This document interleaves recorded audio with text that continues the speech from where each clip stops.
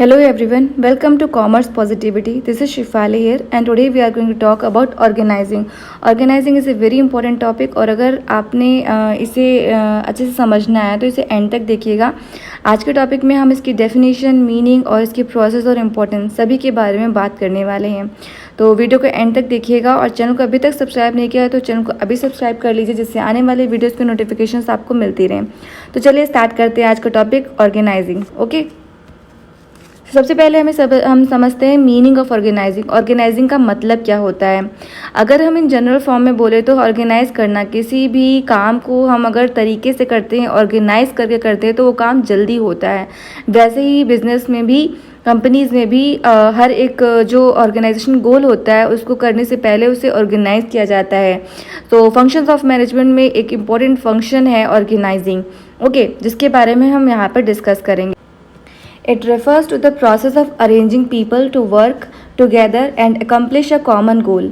Organising का मतलब होता है कि ऐसी प्रोसेस जिसमें जो है एम्प्लॉयज़ को या फिर आप कह लीजिए पीपल्स को अरेंज किया जाता है इस साथ काम करने के लिए, जिससे कि उनका जो एक ऑर्गेनाइजेशन का कॉमन गोल है वो अचीव हो पाए टाइम पर। ठीक है, it is a process of identifying activities to be performed, grouping these activities into work units, assembling task for the various job positions, defining rules and establishing the authority, responsibility and relationship among them.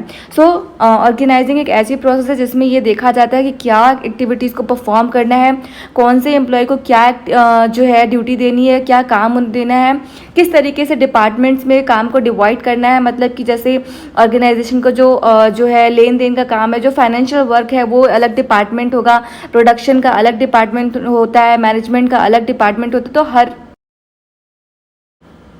तो हर एक काम के लिए departments बना दी जाते हैं और जो है सभी को उस हिसाब से रिस्पॉन्सिबिलिटीज़ दे दी जाती हैं, अथॉरिटी को इस्टेब्लिश किया जाता है और उन सभी के जो एम्प्लॉयज़ हैं डिपार्टमेंट के, अलग अलग डिपार्टमेंट पे जो काम कर रहे हैं, अलग अलग पोजीशन पे, सभी का जो है एक रिलेशनशिप जो है बिठाया जाता है, बनाया जाता है। ये ही क्या होता है, ऑर्गेनाइजिंग होता है। अगर हम अपने घर में देखें तो हम हर एक चीज़ को ऑर्गेनाइज वे में करते हैं। जहाँ पर कपड़े रखे हैं वहाँ पर कपड़े रखे जाते हैं, जहाँ पे शूज़ रखने हैं वहीं पर शूज़ रखे जाते हैं। ये इसलिए किया जाता है जिससे कि हमें जो सामान जब चाहिए वो टाइम पर मिल जाए, मतलब कि हमारा काम जो है उससे आसान हो जाता है। तो इसीलिए ऑर्गेनाइजिंग बहुत ज़रूरी हो जाती है किसी भी ऑब्जेक्टिव को अचीव करने के लिए। ओके, तो यहाँ पर ऑर्गेनाइजेशन के अंदर ऑर्गेनाइजिंग बहुत ही इंपॉर्टेंट रोल प्ले करती है। ओके, तो आई होप आपको ऑर्गेनाइजिंग का मीनिंग समझ में आ गया होगा। ऑर्गेनाइजिंग क्या है, एक ऐसी प्रोसेस है जिसमें एम्प्लॉयज़ को अरेंज किया जाता है, उन्हें उनकी ड्यूटीज़ दी जाती हैं, अलग अलग डिपार्टमेंट में जो एम्प्लॉयज़ हैं उन्हें सही जगह पर सही काम दिया जाता है, जिससे कि जो ऑर्गेनाइजेशन के गोल हैं अकम्प्लिश जो हो पाएँ, टाइम पर पूरे हो पाएँ। ओके, ये ही ऑर्गेनाइजिंग कहलाता है। अब हम इसकी डेफिनेशन देखते हैं। Organizing is a process of defining and grouping the activities of the enterprise and establishing the authority relationship among them. So organizing क्या है, एक ऐसी प्रोसेस है जिसमें जो है ग्रुप्स को उनकी एक्टिविटीज़ जो है उनको बताई जाती हैं, किस तरीके से आपको काम करना है, किस तरीके से उन्हें परफॉर्म करना है। और in performing the organising function the manager defines, departmentalises and assign activities so that they can be most effectively execute. So organising में क्या किया जाता है कि जो ऑर्गेनाइजिंग के फंक्शंस हैं उन्हें डिफाइन किया जाता है, मैनेजर्स को बताया जाता है, डिपार्टमेंटलाइजेशन होता है, हर एक एम्प्लॉय को उसका काम बताया जाता है, जिससे क्या होता है कि जो काम है वो इफेक्टिवली एग्जीक्यूट हो पाता है और हर एक एम्प्लॉय को पता होता है, हर एक इंडिविजुअल पर्सन को पता होता है कि उसे क्या काम करना है। वो उस काम को स्पेशलाइज हो जाता है, उस काम को करने में स्पेशलाइज हो जाता है, उसको उसके काम की अच्छी खासी नॉलेज हो जाती है, जिससे कि जो ऑर्गेनाइजेशन काम है वो स्मूथली होते रहते हैं। ओके, सो इसलिए ऑर्गेनाइजिंग जो है करना बहुत ज़रूरी हो जाता है एक ऑर्गेनाइजेशन के अंदर, एक कंपनी के अंदर, जिससे कि ऑब्जेक्टिव्स को इजीली टाइम पर अचीव किया जा सके। ओके, डिपार्टमेंटलाइजेशन करना ज़रूरी होता है जिससे कि जो सही काम है सही एम्प्लॉय को मिल पाए, सही पर्सन को मिल पाए जो उस काम के लिए बना है, जो उस काम को करने में एक्सपर्ट है। ओके, जो इस तरीके से काम जो है अच्छे से होता है। नेक्स्ट हम बात करते हैं इम्पॉर्टेंस ऑफ ऑर्गेनाइजिंग। ऑर्गेनाइजिंग की क्या इंपॉर्टेंस होती है। सबसे पहला इंपॉर्टेंस है इसमें बेनिफिट्स ऑफ स्पेशलाइजेशन। स्पेशलाइजेशन का बेनिफिट हो जाता है। In an organization work is divided into units and departments. एक ऑर्गेनाइजेशन में जो भी काम है उसको डिवाइड किया जाता है छोटे छोटे पार्ट्स में, डिपार्टमेंट्स में, जिससे कि जो काम है वो ईजी हो जाए, करने में आसान हो जाए। This division of work leads to specialization in various activities of the concern. अब जब डिपार्टमेंट में एक जो है अलग अलग डिपार्टमेंट होते हैं और जो उस डिपार्टमेंट के लिए बना होता है, उस डिपार्टमेंट में काम करने के लिए बना होता है, वो उस काम को कंटिन्यूसली कर रहा होता है, तो वो क्या हो जाता है, उस काम को करने में स्पेशलाइज्ड हो जाता है, उस काम को करने में एक्सपर्ट हो जाता है, उसे एक्सपीरियंस हो जाता है कि वो काम किस तरीके से करे कि वो बेहतर ढंग से हो सकता है। Okay, The entire philosophy of the organization is based on the concept of division of work into compact jobs. अब कोई भी ऑर्गेनाइजेशन है, अगर उसका कोई ऑब्जेक्टिव है, अगर उसे छोटे छोटे पार्ट में डिवाइड कर दिया जाए, उसमें काम को जो है इस तरीके से शॉर्ट जो है पार्ट में डिवाइड कर दिया जाए, जिससे कि वो काम जो है हर एक जो है एम्प्लॉय को पता हो कि उसे कौन सा काम करना है, तो उससे क्या होता है, वो काम जो है करना ज़्यादा ईजी हो जाता है और एम्प्लॉयज़ के लिए समझना भी आसान हो जाता है। This leads to systematic allocation of jobs among staff which enhances productivity and reduces the workload. इससे क्या होता है कि जो एम्प्लॉयज़ हैं, जो स्टाफ है, वो अपने काम को बेहतर ढंग से समझ पाते हैं, उनकी प्रोडक्टिविटी इन्हेंस होती है और जो वर्कलोड होता है वो भी कम हो जाता है। Division of work refers to assigning responsibilities for each organizational components to a specific individual or group. This in turn leads to specialization, efficiency and speed in job performance. तो जब ऑर्गेनाइजेशन में काम को डिवाइड कर दिया जाता है और हर एक जो ऑर्गेनाइजेशन में डिपार्टमेंट्स हैं उनको उनका काम बता दिया जाता है, तो उससे जो क्या होता है कि जो परफॉर्मेंस है, स्पीड है काम की, वो बढ़ जाती है, काम अच्छे तरीके से होता है, उसकी एफिशिएंसी आ जाती है और वो स्पेशलाइजेशन जो है उसमें आ जाता है। ओके, तो ये एक सबसे पहला इम्पॉर्टेंस है ऑर्गेनाइजिंग का। नेक्स्ट है इम्पॉर्टेंस जो वो है clarity in a working relationship. जो काम है उसमें एक क्लैरिटी आ जाती है कि किस काम को किस तरीके से करना है। After identification of a job, organizing also clarifies the authority and responsibility of individuals of different departments. अब जब हर एक डिपार्टमेंट के इंडिविजुअल को पता है कि उन्हें क्या काम करना है, तो उनको एक क्लैरिटी होती है और उन्हें पता होता है कि उन्हें वो काम कैसे करना है, उनकी रिस्पॉन्सिबिलिटी उन्हें कैसे पूरी करनी है। It is a means of creating coordination among departments, different departments. Next है optimum utilisation of resources.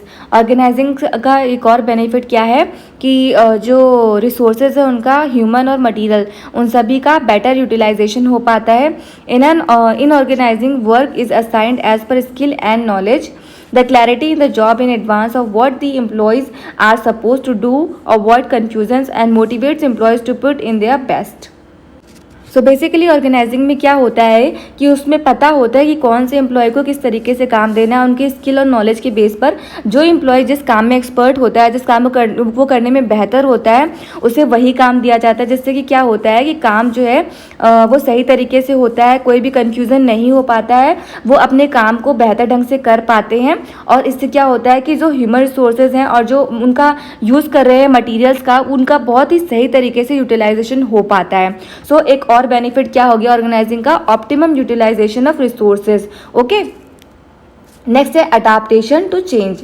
The process of organising allows an organisation to accommodate changes in a business environment.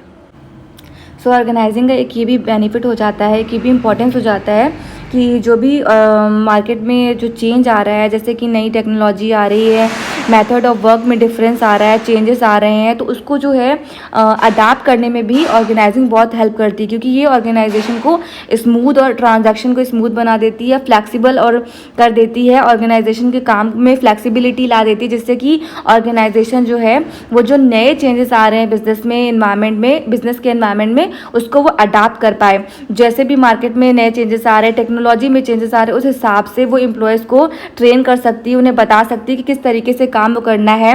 Organisation में अगर employees को organisation छोड़ रहे हैं, नए employees join कर रहे हैं, तो उन सभी चेंजेस में ऑर्गेनाइजेशन जो है उस चेंज को अडाप्ट करने में जो है केपेबल हो जाती है। तो इसका एक ये भी इंपॉर्टेंस है कि ऑर्गेनाइजिंग जो है फ्लैक्सिबिलिटी ला देती है ऑर्गेनाइजेशन के फंक्शन में। Next importance of organizing the development of personnel. In the process of organizing, a managerial person is trained to acquire a wide experience in diverse activities through delegation of authority. Now delegation of authority means क्या होता है कि काम को इस तरीके से जो मैनेजर्स हैं वो अपने एम्प्लॉयज़ को देते हैं कि जो उनकी रिस्पॉन्सिबिलिटीज़ है वो एक तरीके से जो है कम हो जाए। जिस तरीके से एक मैनेजर है उसके पास बहुत सारा काम होता है, तो जब वो अपनी कुछ काम को या सबॉर्डिनेट्स है अपने जो नीचे एम्प्लॉयज़ काम कर रहे हैं उनको जब दे देता है तो इसे क्या बोलते हैं, डेलीगेशन ऑफ अथॉरिटी। काम को जो है अपने नीचे वाले लोगों को देना। तो इस प्रोसेस में क्या होता है कि जो पर्सनल है, जो एम्प्लॉयज़ है, उसका डेवलपमेंट होता है। It also gives time to concentrate on important work, जिससे क्या होता है कि जो मैनेजर है वो अपने काम को करने में फोकस कर पाता है और ज़्यादा स्ट्रेस नहीं ले। The delegation also develops a sense of responsibility in the subordinates and motivates them to do more challenging work. तो जब मैनेजर उन्हें काम देते तो उन्हें ये पता चलता है कि उनकी भी मार्केट वहाँ ऑर्गेनाइजेशन में वैल्यू है और उन्हें वो रिस्पॉन्सिबिलिटी दी गई है, तो वो अपने काम को इतने अच्छे तरीके से करेंगे कि उन्हें जो है वहाँ पर उस चीज़ के लिए अप्रिशिएट किया जाए। तो एक तरीके से जब उन्हें काम दिया जाता है तो वो उन्हें मोटिवेट करता है उस काम को करने के लिए, उस चैलेंजिंग वर्क को अच्छे तरीके से पूरा करने के लिए। तो एक तरीके से यहाँ पर क्या होता है, उस पर्सनल का डेवलपमेंट होता है, उसके अंदर एक मोटिवेशन आती है काम को अच्छे तरीके से करने की, वो अपने आप को और प्रोडक्टिव शो कर पाता है अपनी प्रोडक्ट। नेक्स्ट है expansion and growth. An organization's growth is totally dependent on how efficiently smoothly it works. एक ऑर्गेनाइजेशन की ग्रोथ जो है वो इसी पर डिपेंड करती है कि वो कितनी एफिशिएंटली और स्मूथली काम कर रही है। अगर ऑर्गेनाइजेशन के फंक्शंस जो हैं एफिशिएंटली और स्मूथली हो रहे हैं तभी जो है उसका एक्सपेंशन और ग्रोथ जो है पॉसिबल हो सकता है। The organizing process creates a favourable condition for expansion and diversification of enterprise by enabling it to deviate from existing norms and take up a new challenge.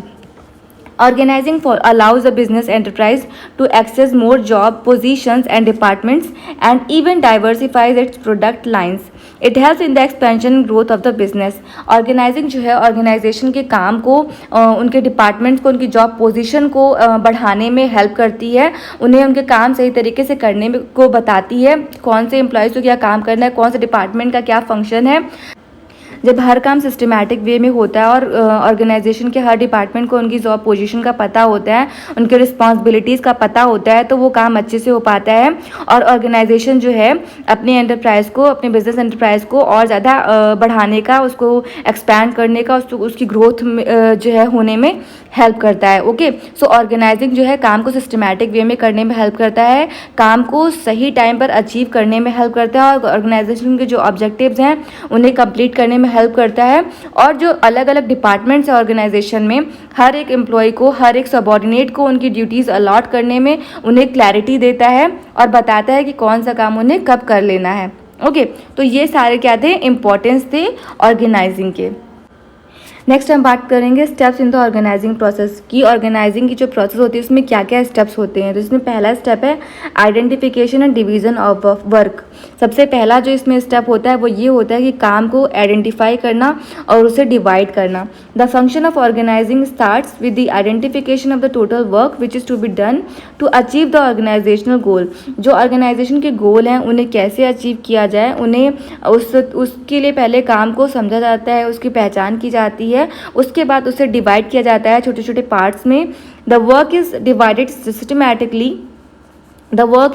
Systematically so that each person gets separate task to perform. फिर काम को इस तरीके से systematic way में divide किया जाता है कि हर एक एम्प्लॉय को उनके जो स्किल्स है, उनकी नॉलेज, उनके बेस पर उन्हें टास्क जो है दिया जा सके परफॉर्म करने के लिए। This helps to avoid unnecessary duplication and wastage of efforts and facilitate the specialization of efforts and skills. जब काम को सही तरीके से समझ लिया जाता है और उन्हें डिवाइड कर लिया जाता है तो इससे क्या होता है कि unnecessary duplication of and wastage of efforts जो है वो नहीं हो पाता है और काम जो है बहुत अच्छी तरीके से स्मूथली हो पाता है। ओके, नेक्स्ट स्टेप है departmentalisation. Once the identification and division of work are done, the next step is to combine group related activities into units and department. जब एक बार जो है काम को समझ लिया जाता है कि क्या काम है, उसे डिवाइड कर दिया जाता है अलग अलग डिपार्टमेंट्स में, अलग अलग लोगों को उनके काम परफॉर्म करने के लिए दे दी जाते हैं। तो नेक्स्ट स्टेप आता है डिपार्टमेंटलाइजेशन, जिसमें जो है हर एक अलग अलग ग्रुप बनाया जाता है, डिपार्टमेंट्स बनाए जाते हैं, वर्क यूनिट्स बनाए जाते हैं। This process of grouping similar and related activities into groups of large independent units or departments is known as departmentalization. The grouping may be done on the basis of function, product, customer etcetera. अब जो ये departmentalisation होता है ये किस base पर होता है, ये फंक्शन के बेस पर भी हो सकता है, प्रोडक्ट के बेस पर हो सकता है और कस्टमर के बेस पर हो सकता है। मतलब कि फंक्शन के बेस पर कैसे कि कौन सा फंक्शन जो है कौन से डिपार्टमेंट को देना है, जैसे कि फाइनेंस का डिपार्टमेंट अलग हो गया, प्रोडक्शन का डिपार्टमेंट अलग हो गया, मैन्युफैक्चरिंग का डिपार्टमेंट अलग हो गया। तो हर एक जो है डिपार्टमेंट जो है फंक्शन के बेस पर बनाया जाता है। प्रोडक्ट के बेस पर जो प्रोडक्शन का काम है वो किस तरीके से करना, उसके डिपार्टमेंट्स अलग अलग होते हैं। कौन से कस्टमर को टारगेट करना है उसके बेस पर डिपार्टमेंटलाइजेशन हो जाता है, जिससे कि क्या होता है काम जो है ईजी हो जाता है। ओके, सो नेक्स्ट स्टेप क्या है, डिपार्टमेंटलाइजेशन। उसके बाद नेक्स्ट आता है assignment of duty. After grouping various activities into departments, the next step is necessary to allocate the work of different employees. तो जब जो है डिपार्टमेंट्स बन जाते हैं, हर एक जो है फंक्शन के लिए अलग अलग डिपार्टमेंट बन जाते हैं हर एक एक्टिविटी के लिए। उसके बाद जो नेक्स्ट स्टेप आता है वो क्या होता है कि हर एक एम्प्लॉय को उनके जो स्किल्स है नॉलेज की बेस पर उनको जो है उनका काम एलोकेट कर दिया जाए। Duty should be assigned based on the knowledge, qualification, experience and capability of the individual. और वो ड्यूटी किस तरीके से एलोकेट की जाती है, असाइन की जाती है कि वो इंडिविजुअल जो एम्प्लॉय है वो कितना एक्सपीरियंसड है, उसकी क्वालिफिकेशन क्या है, वो किस काम में एक्सपर्ट है, उसके बेस पर जो है उसकी ड्यूटीज़ को असाइन किया जाता है। There should be a proper match between job requirements and the capabilities of the employees. यहाँ पर ये देखना बहुत ज़रूरी हो जाता है कि ये देखा जाए कि जॉब की क्या रिक्वायरमेंट है, जॉब की क्या गोल है, उसके अलावा एक एम्प्लॉय उस काम को करने में कितना केपेबल है, उसकी मैचिंग बिठाने के बाद ही जो है ड्यूटीज़ को असाइन किया जाता है। ओके, इसके बाद जो नेक्स्ट स्टेप आता है वो है establishing reporting relationship. After assigning duty the next step is to clearly define the authority and responsibility of the employees. अब जब ड्यूटीज़ असाइन हो जाती हैं उसके बाद जो नेक्स्ट स्टेप आता है वो ये आता है कि एम्प्लॉयज़ को उनकी अथॉरिटी और रिस्पॉन्सिबिलिटी को सही तरीके से क्लियरली डिफाइन कर दिया जाए। If 2 or more person is working together for a common goal then it is necessary to define the relationship between them in clear terms. जब उन्हें एक ऑर्गेनाइजेशन में कुछ लोग एक ही गोल के लिए, कॉमन गोल के लिए काम कर रहे हैं तो ये बहुत ज़रूरी हो जाता है उन्हें ये बताना कि किस तरीके से वो काम करें कि उनके बीच में जो रिलेशनशिप है वो पॉजिटिव बना रहे, वो एक ही गोल को कैसे ईजिली अचीव कर सकते हैं। There is a need to create a hierarchical structure and help in coordination among various departments. हर एक डिपार्टमेंट में एक कोऑर्डिनेशन बना रहे, वो एक काम को सिस्टमैटिक वे में करें, इसके लिए उन्हें जो है सही तरीके से उनकी ड्यूटीज़ बताई उन्हें क्लियरली डिफाइन किया जाता है उनकी क्या अथॉरिटी और रिस्पॉन्सिबिलिटीज़ हैं ऑर्गेनाइजेशन के अंदर। ओके, तो ये स्टेप्स थे ऑर्गेनाइजिंग प्रोसेस के जिसे हमने यहाँ पर समझा। इसमें पहला स्टेप क्या था, identification and division of work. Next है डिपार्टमेंटलाइजेशन। उसके बाद आता है assignment of duty and then last है इस्टेब्लिशिंग रिपोर्टिंग रिलेशनशिप। हर एक बीच में एक रिलेशनशिप जो है उसको इस्टेब्लिश करना, उनकी अथॉरिटी और रिस्पॉन्सिबिलिटीज़ क्लियरली उन्हें बताना। ओके, तो आज के वीडियो में हमने क्या समझा ऑर्गेनाइजिंग के बारे में। ऑर्गेनाइजिंग एक सिस्टमैटिक प्रोसेस है जिसमें काम को सही तरीके से करना और उन्हें सही तरीके से डिपार्टमेंट्स में डिवाइड करना, उन्हें वर्क जो बताना कि कौन सा एम्प्लॉय कौन सा काम कर सकता है, ये सब जो है टास्क को परफॉर्म करना, ये सब जो है ऑर्गेनाइजिंग में आता है। उसकी इंपॉर्टेंस क्या है, उसकी डेफिनेशन और उसकी क्या स्टेप्स होते हैं, वो सब हमने आज की वीडियो में समझा। ओके, तो आपको ये वीडियो कैसा लगा, आपको कितना समझ में आया, आप एक कमेंट बॉक्स में ज़रूर बताइएगा, अपना फीडबैक ज़रूर दीजिएगा कि आपको ये वीडियो कैसा लगा। और अगर आपको किसी और टॉपिक पे वीडियो चाहिए तो आप उसे भी कमेंट बॉक्स में बता सकते हैं कि आपको कौन से टॉपिक पर वीडियो चाहिए। ओके, तो आज के लिए बस इतना ही। Thanks for watching this video.